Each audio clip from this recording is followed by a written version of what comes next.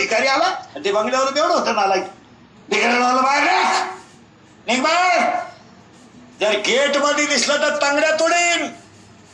तो भिकारी म्हणला मी असाच होतो. अरे तू तरी तंगड्या तोडीतो पण मी पोत्यात घालून भिकारी हाणीत होतो. आता माझ्यावर हे दिवस आले तुला सांगाय आलो.